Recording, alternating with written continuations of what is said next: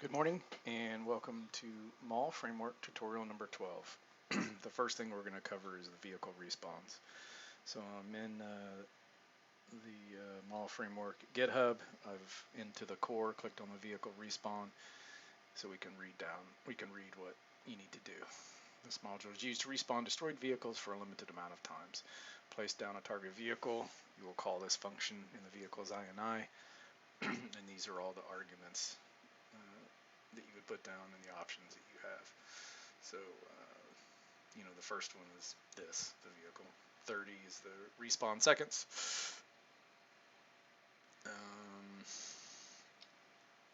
You have respawn limit, number of times a vehicle can be respawned.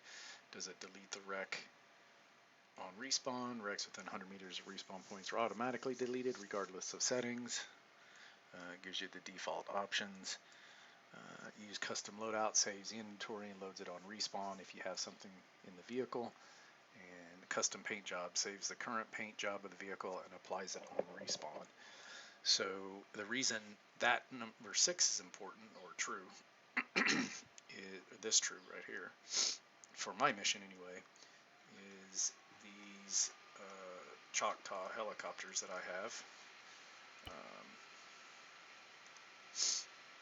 If you open them in the garage or the vehicle's appearance, they initially spawn as, I believe, that helicopter, but I want them to have the SOG look, the 219th Squadron SOG.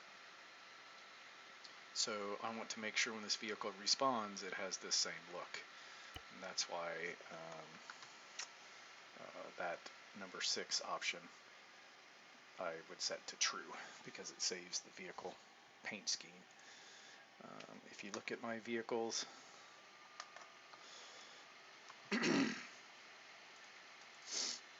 so forget about this script right here. This is the one that I talk about, allows the only a pilot to get into the pilot seat, although we know it doesn't 100% work.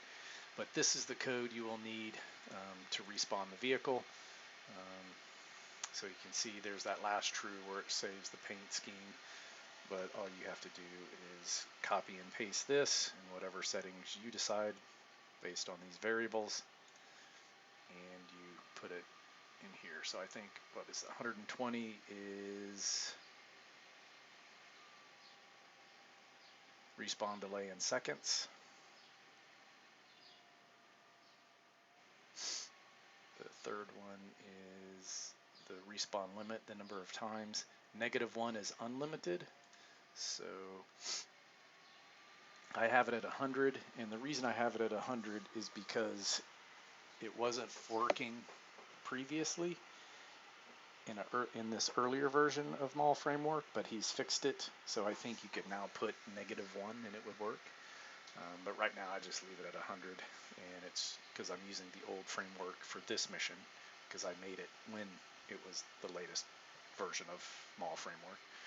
But it's true, true, true, and we read that true means delete the wreck on respawn. Use the custom loadout, so it saves the inventory on respawn, and it saves the paint scheme. Well, I don't have any inventory or anything in the storage other than a toolkit, so I wanted it to save just the toolkit in the helicopters. So that's how I have the helicopters respawning. Yes, there is a vanilla BI vehicle respawn module you could use, but I'm trying to use as much MalFramework and as much SOG Prairie Fire stuff as I can. As you can see, you could just go to respawn modules, and in fact SOG has their own respawn module with its own options.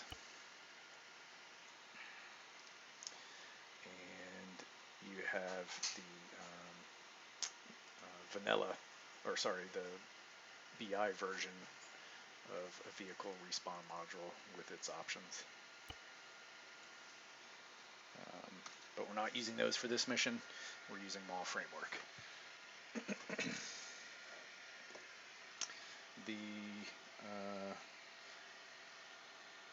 The next thing I wanted to show you was the gear script.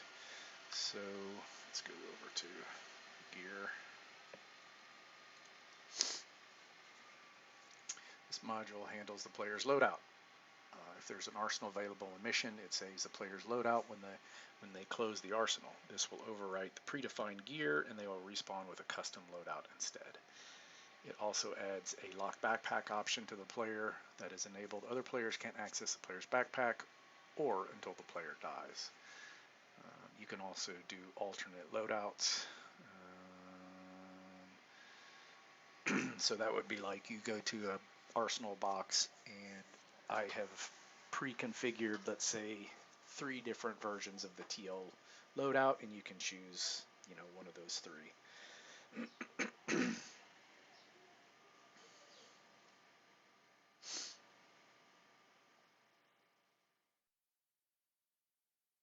So he talks about how to have, or how to add alternative loadouts,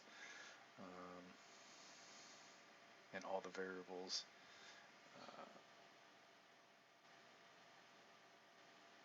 That you would use. So let's go to the mission parameters, which are in the config SQF.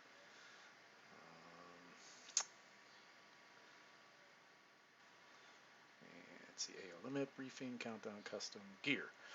So should a player's gear be saved if the arsenal is available? I don't have arsenals of this, so I left it at false. Do I want the backpacks locked? No, so I left it at false. Do I have any alternative loadouts? I don't, so that's false. And you don't need to, because I don't have any alternative loadouts, I don't need to mess with this. So if we want to learn how to make these loadouts, I'll just open up another link on MalFramework. We'll go to the wiki and use the outdated wiki, because he talks in here about how to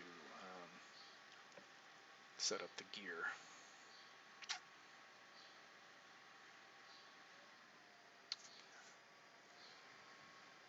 Or I thought it was here. I can't remember where he has that to set up the gear. Let's see.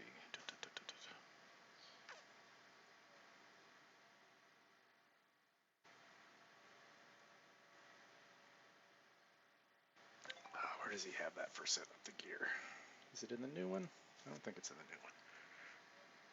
No, that's just setting up the mission folder.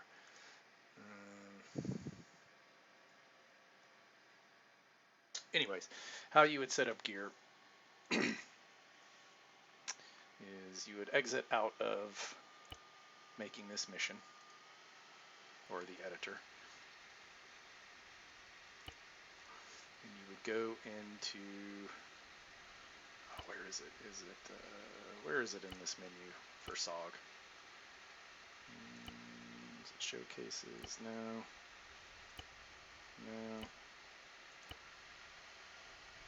I can't remember where the garage is.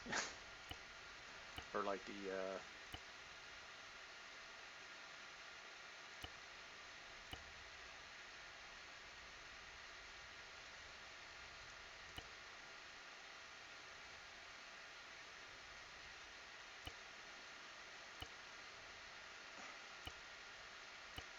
here we go. Ace Arsenal or Virtual Arsenal. He wants us to do this in the Ace Arsenal. And you could do this, you would want to do this if you're using different mods. You would want to be out of the editor to make your mission, but you would want to be in the Ace Arsenal. And you have an import and export button here. So if I go into the gear script that I have for SOG Prairie Fire, I believe you copy from those closed brackets to those closed brackets. Import, because I had copy pasted it. So do that again. I would highlight that, I would copy it, Control C, and then I came over here and clicked import, and it took it from the clipboard. So now you can see what his loadout is. Now, if I wanted to change his loadout, go back into the Ace Arsenal. Let's say I wanted to give him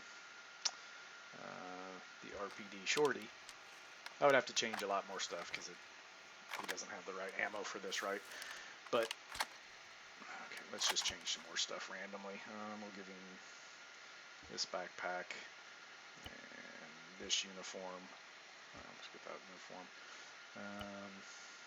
Give him a red scarf. Add some blood in a body bag, and we'll say export. So now the current loadout is exported to a clipboard. Now this is the gear script that you have in your mission file, so don't automatically put it in that. I would open up a new notepad file or whatever text editor you're going to use, and you just Control V, and that's everything that he's equipped with. If we see, he's got the shorty now instead of that car 15. We won't notice the backpack change because we don't know the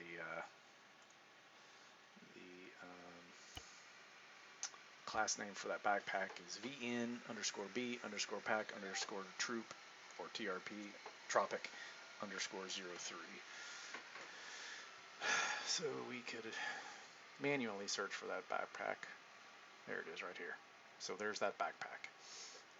And what you do is you would copy all of this, including the brackets, and paste it here. And that's how you build the gear scripts. It takes a little bit of playing with, and it can look several different ways. That was the way that that I pasted in the gear, but there's also what it looks like.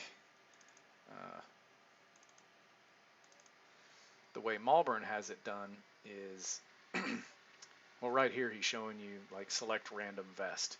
So if you wanted a random vest to just show up, you would put in this code, and he puts, you know, whatever vests are randomly selected. But for gear, you know, there's the open bracket, just like right here, the open bracket, and he's got it listed out so it's separated. So primary weapon, and then he's got the primary weapon with the IR pointer. Remember, this is CTRG 2035 gear. This is just default. So he's got this rifle with this IR pointer and this optic, and it comes with this magazine in it, in the weapon. Then for launcher, there's nothing. For secondary weapon, it's this handgun. This magazine is in it. Then he's got his uniform, and then what stuff is in the uniform. Then he's got his vest, what stuff is in the vest. So what you would do is you would have to take this, and you would need to know it to put it into the list how he has it. You would have to know what class name is what. So you'd have to come back in here and you'd have to go, okay, I know that this is the primary. So you would have to copy and paste that code into here. The other way he has it listed is everything is just included together and it's not separated by, you know, the category, primary, launcher, secondary, weapons, uniform. So you can configure this in several different ways. You know, here's one way, here's a second way, and here's the third way I've done it. I don't have any random gear that gets selected, and I don't care about sectioning it off. It is much easier to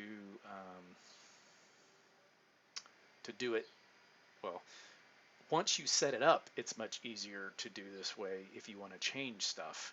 But if you're just making a mission and you come in here and you're making your loadouts and you're exporting them, so let's say I want to, I don't know, let's change it to this, and not that in Vietnam you'd have that, but you know, this and this. Let's change some more stuff in here, and you're trying to make your loadouts quick, right? Okay, so then bam, I export it, and what was that? You know, that was the first loadout I made, there's the loadout I just made, and I keep going. You know, there's another one I just made, there's another one I just made. So that's why I just left it like this for my mission, and I didn't go through and take the time to separate everything out.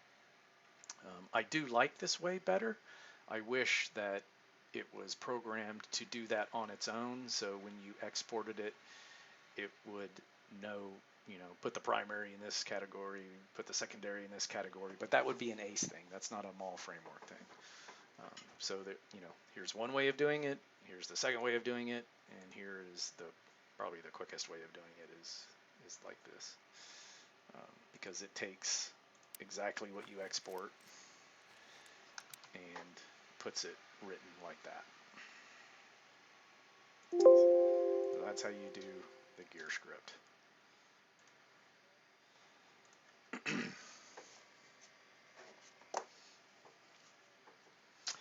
That's going to be all for this video. If you make a team versus team, make sure you set up the Red 4 gear script as well.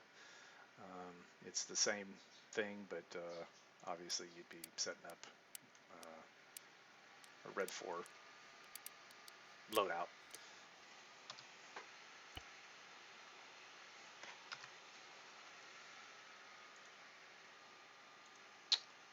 All right, that's done with this video. If you have any questions, let me know, and I think the next video I'll make is about briefings. That will take a little bit of time because you can get very complex with briefings, or you can make a very simple one. See you next time.